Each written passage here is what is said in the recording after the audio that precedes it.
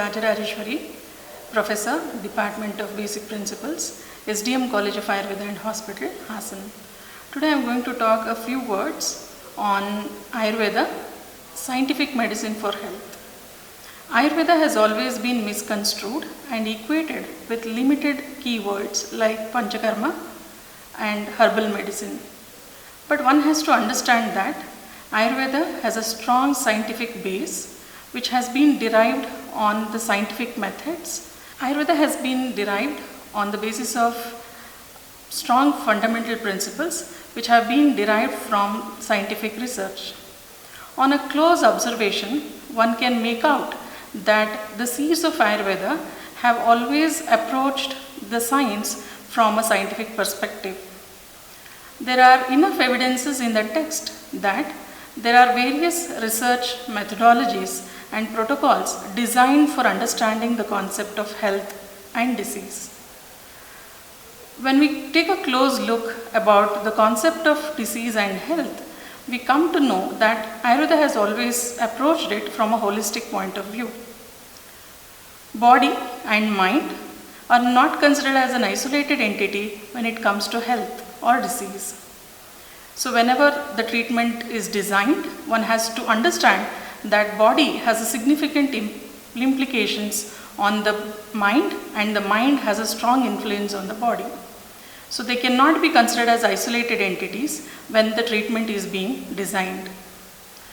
One should also understand that body and mind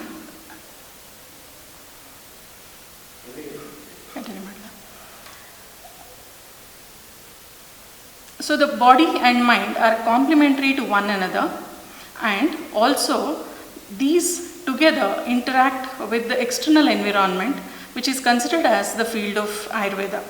So for Ayurveda, human life is not just an isolated entity of body and mind, but it is the complementary nature of body and mind which is placed in the universe with which it is constantly interacting.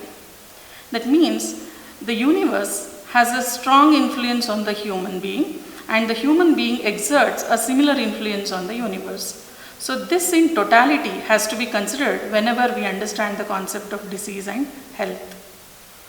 Therefore, the three primary principles that have been considered for health and disease are: one is how the human being is going to interact with the outside world, what the influence that it exerts on the human body, how he is going to interact or respond to the universe and thereby extend the reactions. So the external environment is constantly has influence on the human body, and this is perceived through the senses. The sense organs, whatever the information that is received by the sense organs, is processed to the mind, and the mind analyzes the information and projects on what could be the possible outcome. Once the mind projects the possible outcome, the intellect decides how to respond to the influence.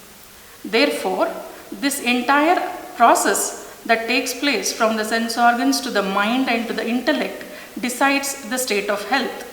As long as the interaction is healthy, that is, the sense organs are interacting with the outside world in a healthy manner, the health can be sustained.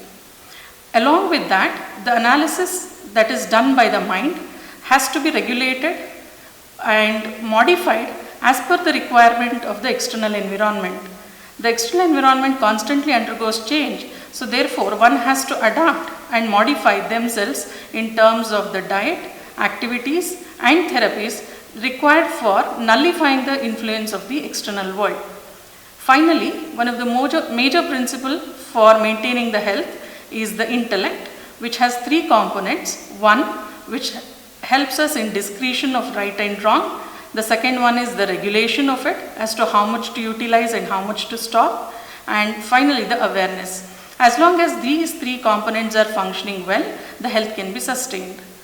In total, one can understand that human body has been understood in Ayurveda in a holistic manner, where body and mind have a close connection, and this interaction with the outside world has to be maintained in a balanced way to sustain health. In this way, a holistic approach has been utilized to understand health and disease in Ayurveda.